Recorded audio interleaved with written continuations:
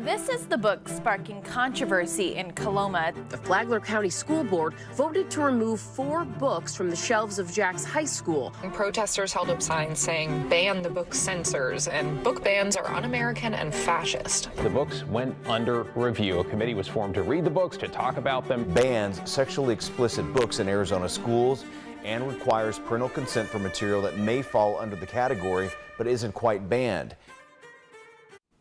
Well, our political action committees turning public schools into legislative battlegrounds. There's growing support from some local school board members with ties to these national committees to suspend and in some cases ban books with sexual or violent scenes and regulate what's taught in classrooms. Most notably, this is happening in Berrien County, where a group called We the Parents is helping elect school board members that enforce what they call, quote, traditional American values of faith, family, and freedom. ABC 57 anchor Tiffany Salome explains what the group has been most successful in the Brandywine School District in Niles, and that's where last year 4 candidates were elected to a 7-member board. Your policies, the ones you hope to enact, are going to do the most damage. The growing movement to censor books in schools has turned from a national issue actual needs of the district won't be addressed into a local one. This is video from a recent Brandywine school board meeting.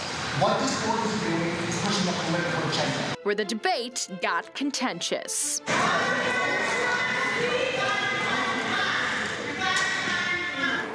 School districts are removing books from libraries at a record pace, according to PEN America. During the 2021 to 22 school year, 138 school districts in 32 states banned more than 2,500 books. To put that into perspective, that's more books than you see on this shelf. I want my children to be able to go into those libraries and look at any book that they want to. Jen Unger is a parent of 3 first-grade students at Merritt Elementary in Niles. She's struggling with the idea that her kids won't be able to access books that she believes are important to their educational development in the future. In February, the Brandywine School Board voted to suspend the addition of any sexually explicit or violent books from entering the middle and high school libraries. They also moved to create an explicit material book review committee to evaluate the books already in the school library. So do you think the school board is acting in the best interest of the community? I do not. I think they're acting in their best interest and not on what's going to be the best for the students and then the staff at these schools that they're supposed to be serving. This is all part of a bigger picture issue, with school board races becoming more political and more parents wanting a say in their children's education. The 2022 school board elections at Brandywine Community Schools brought 4 new faces to serve the district, all of whom are supported by We the Parents, a parental rights group financially backed by the 1777 Project, a conservative political action committee. The committee formed back in 2021 to push back against the New York Times' 1619 Project, which provides free lesson plans that center U.S. history around slavery and its lasting impact. In Michigan alone, Transparency USA shows over $56,000 in contributions went to We the Parents last year.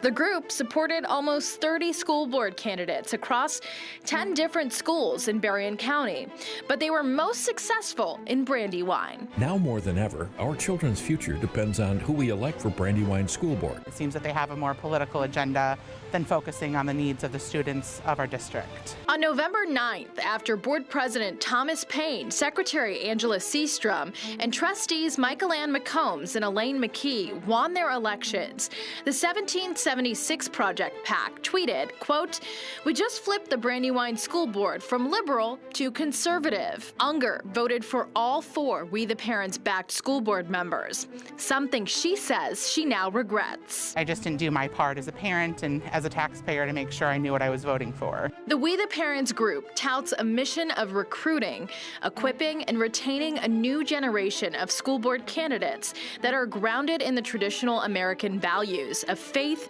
family, and freedom. At face value, Unger says it sounded like a good option, but after taking a closer look at the group's push to remove all forms of sexual, racial, political, and gender indoctrination from schools, she's realizing she disagrees with them. If you recognize the name and you're not necessarily even doing some homework or have children in the district, I think you're just voting for, by popular, knowing their name versus what they're running for. The big question is, why are books that have been in school libraries for centuries getting challenged now? I tried to ask the leaders of We the Parents and the 1776 Project PAC myself, but my emails went unanswered. And I didn't get a response for an interview request from Brandywine School Board President Thomas Payne until I showed up in person. Hi there. I'm with ABC 57 News. Yes. I've reached out to you a few times for comment. What's your name? As board president. My name is Tiffany Salome. I did see your emails about banning books. Well, I know that you guys passed a suspension at this point, Yeah, and it's not a ban, anything. correct. Yeah. I was hoping to talk to you about the suspension of books at Brandywine, the new committee, and the We the Parents affiliation tonight. Would you have time for an interview? Not tonight, but I will email you back. I'll put my phone number on there, and then we can potentially set up a time. I mean, I'm really not doing interviews, but let me think about it. Payne did send me an email after we spoke in person, but we were unable to set up an interview, and my last email asking for at least a statement went unanswered. Former Brandywine School Board President Dennis Hensley did agree to my request to sit down for an interview. He served on the school board for 16 years until Payne was voted into the role of president last year. I held every position from trustee to secretary, treasurer, vice president, and most recently president up till December 31st. Hensley isn't surprised that the incumbents on the Brandywine School Board were voted out in 2022. With PACs pouring money into school board races, it's fairly easy to flip control of who governs a school, and for much less than it would cost to elect someone to the House or Senate. The 1776 Project PAC's website shows they've endorsed candidates all over the country, even impacting bigger school board races, like in Miami-Dade County in Florida, where over 300,000 students are enrolled. Being a part of a political action committee is there's money funneled in all over the country to help advertise. And knowing that there was mailers going to homes, there was text messages, there was sponsored social media posts, that all costs a lot of money that the average person just trying to help his school or her school, they just won't do it. So they had, huge signs. It was basically name recognition. Winning local school board races can impact education on a national scale, as we're seeing now with the push to censor books in schools, with several states passing new laws. Here in Indiana, lawmakers passed a bill last month to ban books harmful to minors in school libraries. And in Michigan, House Bill 4136 was introduced this month. Called the Library Privacy Act, it doesn't ban specific books, but calls for books with obscenities to be kept in age-restricted areas of a library. PEN America, a left-leaning organization dedicated to promoting free speech and journalism, says 40% of book bans in the last year have been connected to political pressure or legislation designed to restrict and reshape teaching. Hensley thinks the push to ban books has become a talking point for politicians and that it's not a real issue. I went back, and there was some push back last fall when I was board president, and we double-checked, and I double-checked, that in the last almost 20 years, there has never been a challenge from a parent, a challenge from anywhere about a book in the library. In the Brandywine School District, Hensley explains that parents have always had the right to be involved in their child's education. He sees it as creating problems that don't exist. I talked with the director of the American Library Association's Office for Intellectual Freedom, who echoes that sentiment. I can't think of a single public library, for example, that doesn't have a reconsideration policy in place that allows someone to raise a concern and talk about it with a librarian The American Library Association is the oldest and largest nonpartisan organization dedicated to library services in the world. Censorship challenges in school libraries are something Caldwell Stone says can be detrimental to a child's educational success. When young people are allowed to read freely, that they gain something from that, and they're better citizens. They are better prepared to enter college, be effective parts of the military force, or join the workforce.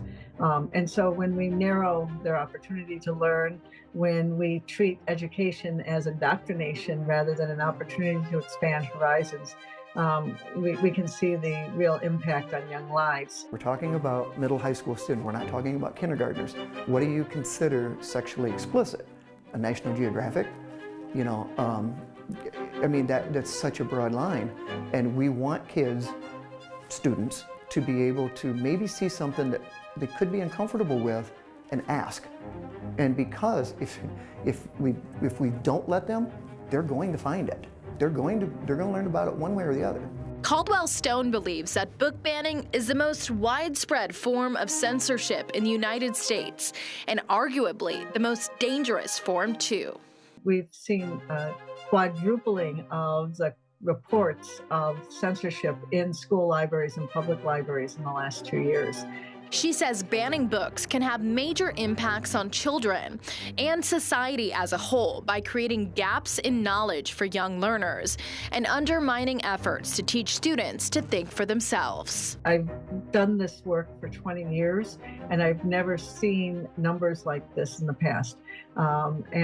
And we're just really deeply concerned about the impact on young people's education, their ability to read widely about the world in general, about their lives in particular, and what it means for our democracy to have government agencies trying to tell individuals, telling families what they can and can't read. Well, you've probably read some of the most commonly challenged books in the U.S. According to the American Library Association, the #1 most banned book in the last decade was The Absolutely True Diary of a Part-Time Indian by Sherman Alexie.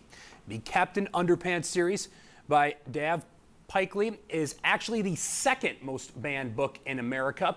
13 Reasons Why by Jay Asher is the third, and Looking for Alaska by John Green is the fourth most banned book. Looking for Alaska also recently challenged right here locally in the Coloma School District.